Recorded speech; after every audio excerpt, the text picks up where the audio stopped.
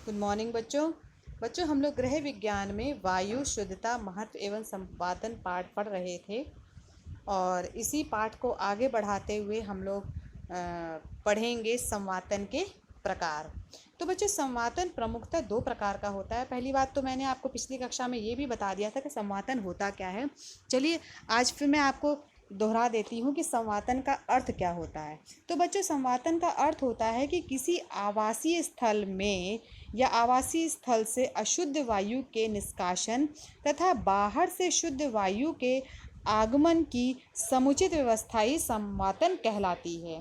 ठीक है, यानी कि जो वेंटिलेशन होता है, यानी कि जो वायु का जो एक जगह से दूसरी जगह जो मूवमेंट होता है, इसको कहते हैं संवातन।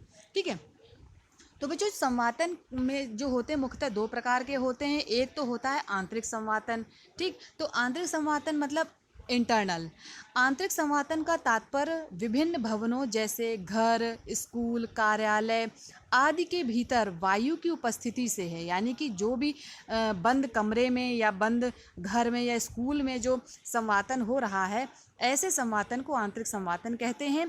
तो भवनों के भीतर वायु का प्रवाह निरंतर होना चाहिए, यानी कि आवागमन होना चाहिए वायु का शुष्क होना भी आवश्यक है, क्योंकि शुष्क वायु के द्वारा शरीर का पसीना शीघ्रता से सूख जाता है और शरीर शीतल हो जाता है। आंतरिक संवातन का सबसे अच्छा उदाहरण है बच्चों पारगामी संवातन व्यवस्था है, जिसमें कमरों के आमने सामने दरवाजे खिड़कियां होती हैं तथा कमरों में रोशनदान अवश्य होते हैं। आंतरिक संवातन का मुख्य उद्देश्य है कि भवनों में शुद्ध वायु का प्रवेश करना, जिसमें वाष्पीकरण की क्षमता हो। यानी कि वाष्पीकरण आपको पता है कि पानी का जो है आपके शरीर से वाष्प बन कर के उड़ना, इसे कहते वाष्पीकरण कहते, या किसी भी सतह से पानी जो है वो वाष्प बन के उड़ रहा है, तो ऐसी प्रक्रिया को बच्चों वाष्पीकरण कहते हैं। तो ये तो था बच्चों आंतरिक संवातन। अब देखते हैं बाह्य संवातन क्या होता है। तो बाह्य संवातन के अंतर्गत निवास स्थानों में मकानों से बाहर के वातावरण की संवातन व्यवस्था को सम्मिलित किया जा सकता है। यानी जो मकान के बाहर जो वातावरण है उसमें जो संवातन व्यवस्था हो रही है, ऐसे संवातन को बाह्य संवातन कहते हैं। बाह्य संवातन में गलियां, सड़कों की दिशा एवं चौड़ाई का महत्व स्थान होता है। बाह्य संवातन की उचित व्यवस्था के लिए निम्न बच्चों उपायों का अपनाना बहुत ज़रूरी होता है या अपनाया जा सकता है। तो विभिन्न हानिकारक उद्योगों जैसे मछली बाजार, कसाई खाना, रासायनिक उद्योगों को निवास स्थान से दूर एवं विशिष्ट स्थानों पर होना चाहिए। यानी कि जो आवासीय स्थान होते हैं इनको ऐसी दुकानों या कसाई खानों या रासायनिक उद्योगों के निवास स्थानों से दूर रखना चाहिए। सड़कें एवं गलियां जो हैं वो बच्चों चौड़ी होनी चाहिए। जल निकासी एवं नलियों की समुचित व्यवस्था होनी चाहिए। घरों के बीच में उचित दूरी होनी चाहिए ताकि अच्छा सा संवातन हो सके, वे परस्पर सटे हुए ना हों। मकान के पास पार्क होने चाहिए। क्रीड़ा स्थल की उचित व्यवस्था होनी चाहिए, यानी कि जो खेलने के स्थान होते हैं बच्चों के वो होने चाहिए। सड़कों से गंदगी हटाने की व गलियों की प्रतिदिन सफाई की समुचित व्यवस्था होनी चाहिए।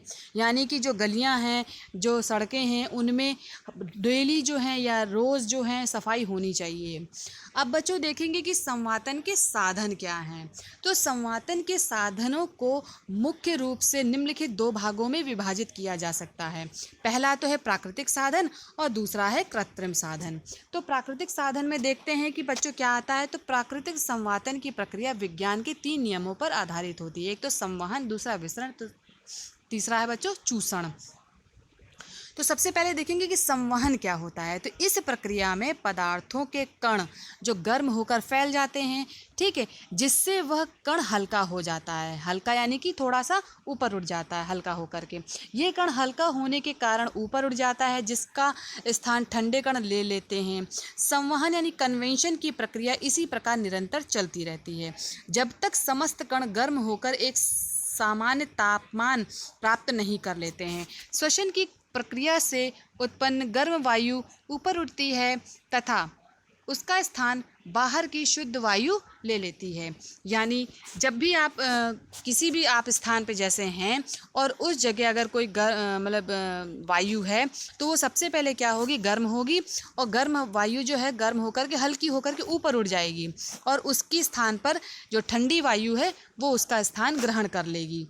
ठीक है, इस तरीके से ये जो है कन्वेंशन यानी कि संवहन की प्रक्रिया जो है वो चलती रहती है। दूसरा है बच्चों विसरण। विसरण मतलब फैलाव, जिसका अर्थ होता है पदार्थ का अधिक मात्रा वाले स्थान से कम मात्रा वाले स्थान की ओर बहना। यानी मान लीजिए कि आपके कमरे के अंदर वायु की मात्रा ज़्यादा है और आपके बरामदे में आपके वायु की मात्रा कम है, तो बरामदे में ज़्यादा है और कमरे में कम है, तो जो बरामदे में वायु की मात्रा है वो तब तक कमरे के अंदर विसरित होती रहेगी जब तक कि दोनों के अंदर जो है मात्रा जो है बराबर नहीं हो जाती है। प्रायः विसरण की प्रक्रिया द्रव्य एवं गैसीय द्रव्य में होती है, परंतु विसरण की मात्रा द्रव्य के हल्केपन पर निर्भर करती है। हल्के पदार्थों में विसरण की प्रक्रिया अधिक होती है। नेक्स्ट है बच्चों चूषण। ये चूषण क्या है बच्चों? गैसों पर दबाव का प्रभाव पड़ता है, यानी कि जब भी गैसों पे प्रभाव पड़ेगा तो ये क्या है, गैसों का प्रभाव सदैव अधिक दबाव से कम दबाव की ओर होता है।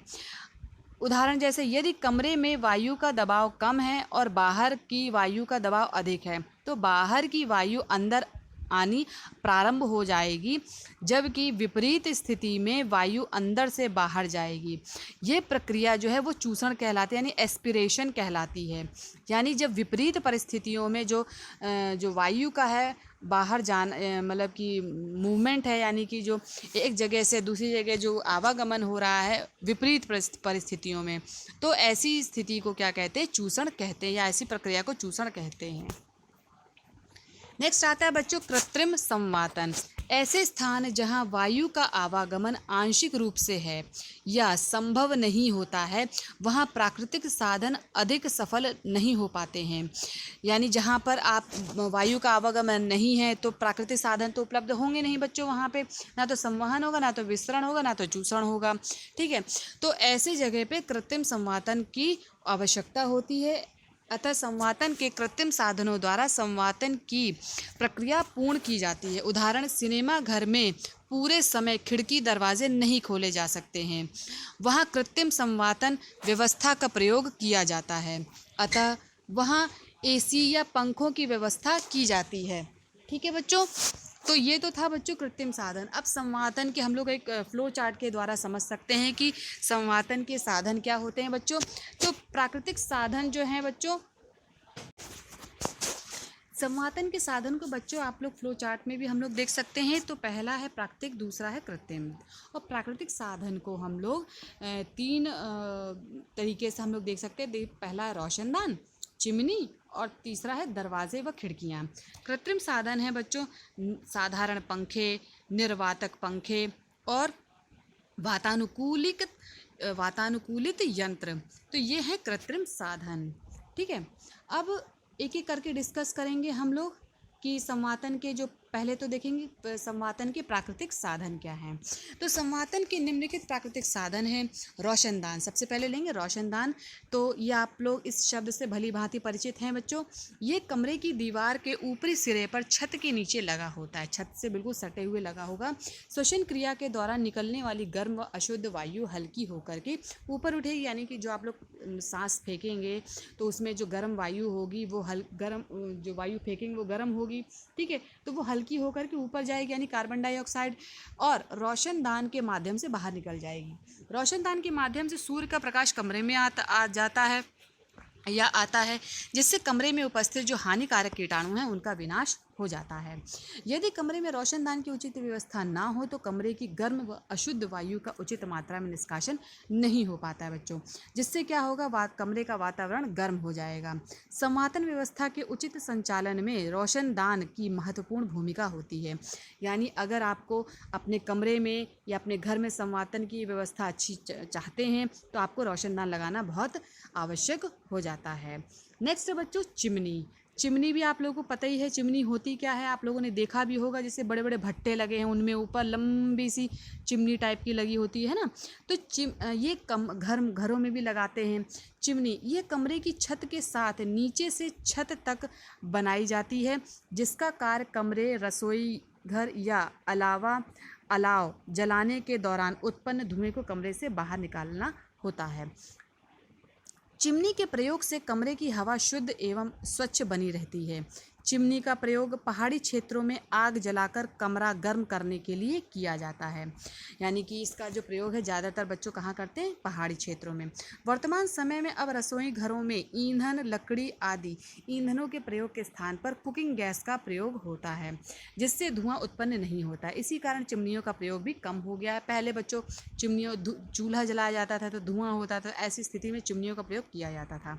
आजकल तो है ही नहीं, गैसों का प्रयोग हो रहा है ना बच्चों। तो तीसरा है बच्चों दरवाजे एवं खिड़कियां। गर्म वायु जो रोशनदान निर्वातक पंखों द्वारा बाहर निकाल दी जाती है, उसके स्थान पर शुद्ध वायु दरवाज़ों एवं खिड़कियों के माध्यम से अंदर आती है। दरवाजे एवं खिड़कियां इस प्रकार स्थित होने चाहिए जिससे वायु सरलता से आ जा सके। यानी कि जब दरवाज़ा खिड़कियां हों तो बच्चों दरवाजे के आमने सामने खिड़कियां हों, ताकि एक जगह दरवाजे से वायु आए और खिड़की से बाहर निकल जाए, खिड़की से आए तो दरवाजे से बाहर निकल जाए। अब देखेंगे संवातन के कृत्रिम साधन क्या हैं। तो पहला है साधारण पंखे। ये कई प्रकार के होते हैं, जैसे छत पर लटकने वाले पंखे, टेबल फैन आदि। ये पंखे बच्चों विद्युत चालित होते हैं, यानी कि बिजली से चलाए जाते हैं, जो सामान्यतः सभी घरों में प्रयोग में किए जाते हैं। इन पंखों में बच्चों प्लीनम पद्धति का प्रयोग करते हैं, जिससे स्वच्छ एवं शुद्ध वायु बाहर से भीतर की ओर खींची जाती है। यानी कि जो बाहर से जो शुद्ध वायु है उसको वो अंदर खींच लेते हैं।